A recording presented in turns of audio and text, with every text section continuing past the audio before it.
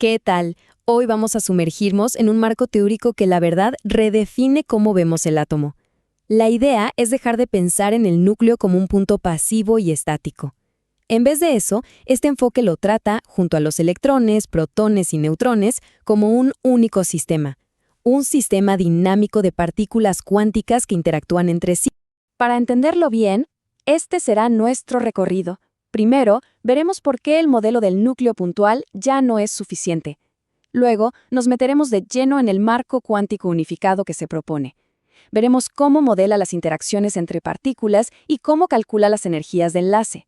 Y para terminar, analizaremos los resultados sobre los efectos isotópicos en los electrones y la plataforma computacional que hace todo esto posible. Muy bien. Para poder apreciar la importancia de este nuevo modelo, primero tenemos que entender cuál es el problema de fondo que busca resolver. Empecemos con una pregunta que a simple vista parece sencilla, pero que esconde una complejidad enorme. ¿Por qué los isótopos de un mismo elemento, que tienen, recordemos, el mismo número de protones y electrones, presentan sutiles diferencias químicas? Resulta que los modelos estándar, los del libro de texto, a menudo se quedan cortos al intentar explicar esto por completo. Y la razón de esa dificultad está en una simplificación que hacemos todo el tiempo. El modelo estándar, al que llamaremos caso del núcleo puntual, trata el núcleo como si fuera un simple punto de carga, sin dimensiones.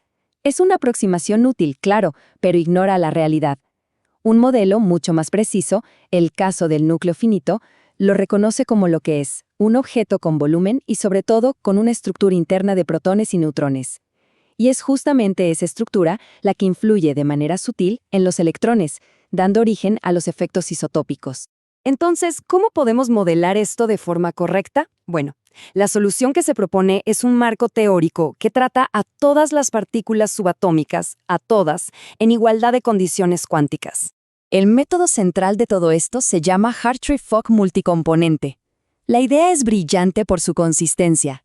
A ver, si los electrones se describen con orbitales y funciones de onda, ¿por qué no hacemos exactamente lo mismo con los protones y los neutrones? Este método, entonces, extiende ese concepto y trata a los nucleones ya no como partículas estáticas, sino como objetos cuánticos con sus propios orbitales y sus propias densidades. Y dentro de este marco, los investigadores aplican dos perspectivas, como si tuvieran dos lentes. La primera, AFS/HF, analiza el sistema atómico de fermiones al completo, o sea, electrones, protones y neutrones juntos. La segunda, NFS/HF, hace un zoom y se enfoca únicamente en el sistema nuclear de fermiones, es decir, solo en los protones y neutrones. Esto permite un análisis súper detallado de la estructura nuclear por sí sola.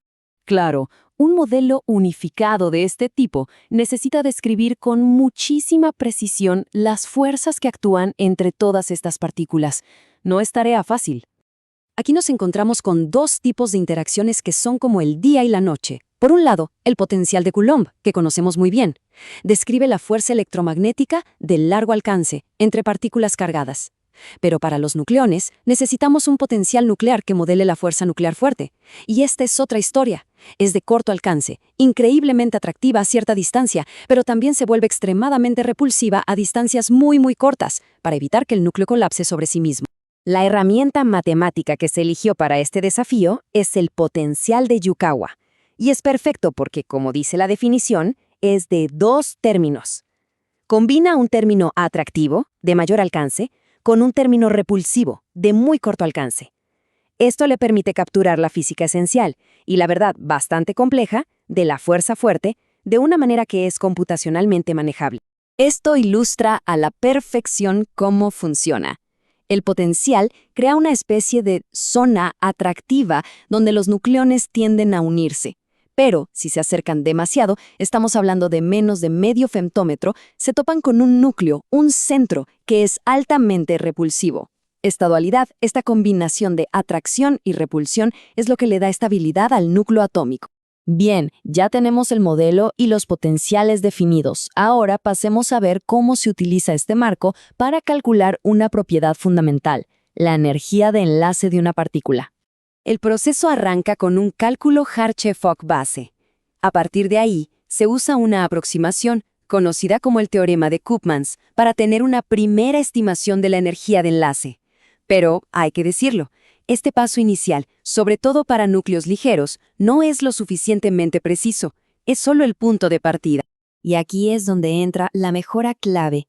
El propagador generalizado de una partícula, o G1PP, es un método más avanzado que toma esa energía inicial del Hartree-Fock y le aplica una corrección de segundo orden. Este paso adicional es el que realmente refina el cálculo y nos da un resultado mucho más preciso, mucho más cercano a lo que se mide experimentalmente. Entonces, el proceso computacional completo se ve más o menos así. Paso 1. Se realiza el cálculo base Hartree-Fock Multicomponent. Paso 2. Se obtiene la estimación inicial con el teorema de Koopmans. Paso 3. Se aplica la corrección de segundo orden con la teoría G1PP. Y finalmente, paso 4. Se llega a la energía de enlace G1PP2, que es muchísimo más precisa. Y ahora sí, llegamos a la parte más interesante.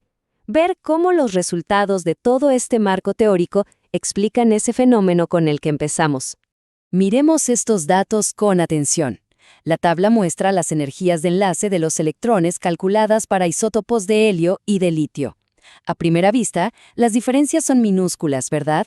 Estamos hablando del octavo o noveno decimal, pero son diferencias consistentes y, lo que es más importante, son medibles.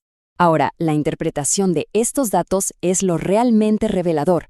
Lo que muestran es una correlación directa. El isótopo que tiene el radio nuclear más grande es, a su vez, el que requiere menos energía para arrancarle un electrón. Esta es una prueba de que la estructura y el tamaño del núcleo tienen un efecto directo y ahora calculable sobre el comportamiento de sus electrones. Y como señalan los propios autores en su artículo, y cito, estos resultados no podrían obtenerse utilizando cálculos de estructura electrónica regulares. Esto lo que hace es subrayar la novedad y la potencia que tiene este enfoque de tratar al átomo como un sistema cuántico totalmente integrado. Este gráfico de barras nos ayuda a visualizar esa diferencia, pequeña pero significativa para los isótopos de litio.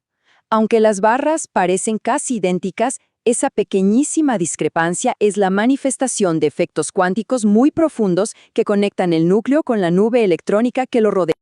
Para ir cerrando, es importante que no veamos este trabajo como un resultado aislado, sino como el desarrollo de una nueva y muy poderosa herramienta de cálculo. Y esta imagen es, probablemente, la conclusión visual más impactante de todas.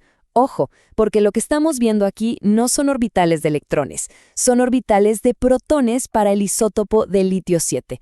Esto demuestra de una forma increíble que el núcleo no es una simple esfera, sino que tiene una estructura cuántica compleja, con orbitales s, p y d de forma análoga a la de los electrones.